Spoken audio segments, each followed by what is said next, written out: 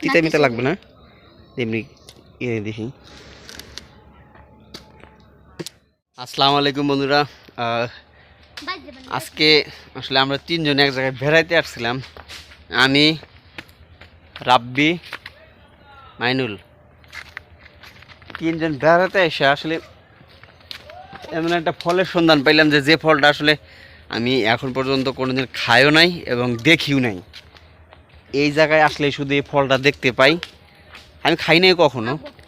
এই ফলটা নাকি খাওয়া যায়, তো এই ফলটা আপনাদের দেখাবো। আপনারা যদি এই ফলটার সঙ্গে কেউ পরিচিত হয়ে থাকেন, মানে কেউ যদি খেয়ে থাকেন, অবশ্যই কমেন্টসে জানাবেন। আমার তো মনে হয় যে একমাত্র এই অঞ্চল ছাড়া এই জেলা ছাড়া অন্য কোনো জেলায় পাওয়া সম্ভব না। সেই পর ফলটা হলো কি, এই দুইটা ফল দেখছেন, এই দুইটা ফল আসলে এইখানকার আঞ্চলিক ভাষায় এটারে নাকি বলে শৈলা ফল। তো এটার ভিতরে টেস্ট কীরকম এখনও তো আমি খাই নাই, তো ওরা খাইছে, আসলে ওদের কাছে জিজ্ঞেস করি। রাব্বি, এটা পাকলে এটার ভিতরে কেমন হয়? সেই টেস্ট খাইতে না, ভিতরে মানে দানাটা কীরকম হয়? আপেলের মতো নাকি আঙ্গুরের মতো না বড়ের মতো? এটার টেস্টটা কীরকম? একেবারে গুড়ি, মানে জিরার মতো। ও, একেবারে গুড়ি, মানে এটা কীভাবে বোঝাবো? পাকা আমের ভিতরে যেরকম থাকে ওই রকম। তো এটা রাস্তার ধারেই হয়। এই দেখেন, এটা আসলে বনের একটা গাছ। বিশেষ করে আর ডাল দিও না, এই রাব্বি, আর পারা দরকার নেই। বিশেষ করে আসলে ওই সুন্দরবন এরিয়াতে এসব জিনিস বেশি হয়। সুন্দরবন এরিয়ারই নদী ওইটা, সুন্দরবনের কিন্তু একটা শাখা, যেটা দেখছেন ছোট্ট একটা নদী। এখন এই ছোট্ট নদীতে জোয়ার চলতেছে, সাগরের যে পানিটা সেটা এখন ভিতরে প্রবেশ করতেছে। আবার যখন ভাটা, এটা আমাদের বাসায় বলতে, যখন ভাটা আসবে তখন পানি ওই দিকে চলে যাবে। দুইটা ফল অনেক কষ্ট করে পারছে। আর এলে কি বাজারে বিক্রি হয়? গাছের তা কাছেই থাকে, পোলাপানি তেমন একটা খায় না।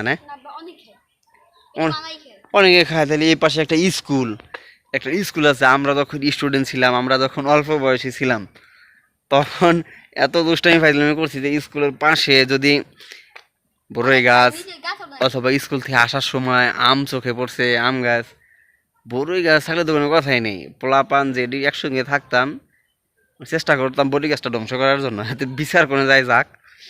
যদিও বাড়িতে বিচার দিত, দেখা যায় রাত্রে বকাবকি করতে, ওগুলো বেশি মনে করতাম না, কারণ পোলাপান আনন্দে ফুর্তি করবো, এটাই স্বাভাবিক। তো এইখানে এই দুইটা ছোলা আসলে পারার মতো কোনো নগি ছিল না। অনেক পরিশ্রম করে, অনেক কষ্ট করে ঢেল দিয়া এটা কিন্তু আসলে যে ব্রিজটা দেখতেছেন, ব্রিজ থেকে কিন্তু পারাটা সম্ভব না, কারণ অনেক উপরে। সাইডে যেগুলো ছিল এগুলা পোলাপানে আসলে পায়রা খেয়েছে, অনেকটা দূরে, আর নিচ থেকে আনা সম্ভব না। কারণ ওই দেখতেছেন ওইখানে একটা গেট দেওয়া আছে, গেট দেওয়া আছে, নিচে থেকে আনা সম্ভব না। অনেক পরিশ্রম করে ওই উপরে যে দেখতেছেন, ওই উপরে ঢেলতে ওরা দুজন পারছে। এখন ওরা প্রায় মোটামুটি সার্থক। ওকে, তো এটা ভাঙ্গে দেখি আর ভিতরে কি আছে এবং আপনাদের দেখাবো। ভাঙ্গে দেখাই, এখন দেখি আসলে ভিতরে কি আছে ফলের ভিতরে। এটা কষ্ট, আবার কাঁচা থাকি ওইরকম, এমনি খুব শক্ত হতো অনেক। হ্যাঁ হ্যাঁ হ্যাঁ, ভিতরে, এটার ভিতরে তিলের মতো মনে হয়ে যাচ্ছে, তিল যেরকম ওইরকম। কাঁচাটা কিরকম লাগলো? টক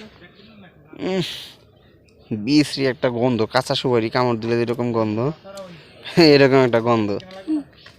এটা পাকলে হয়তো বা কালার অন্যরকম হতে পারে। এটা কাঁচা যেহেতু, এখনো পাকলে কালার এরকম থাকে, সবুজ থাকে এরকম। কিন্তু নরম।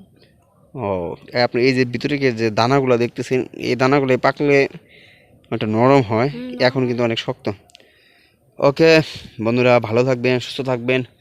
যদি ভিডিওটা বিন্দুমাত্র ভালো লেগে থাকে অবশ্যই ভিডিওটা শেয়ার করে দেবেন, এবং আমার পেজে নতুন থাকলে অবশ্যই পেজটি ফলো দিয়ে রাখবেন, এবং ইউটিউব চ্যানেল থেকে থাকলে ইউটিউব চ্যানেলটি সাবস্ক্রাইব করবেন, পাশাপাশি কমেন্টস লাইক করতে ভুলবেন না। আল্লাহ হাফেজ।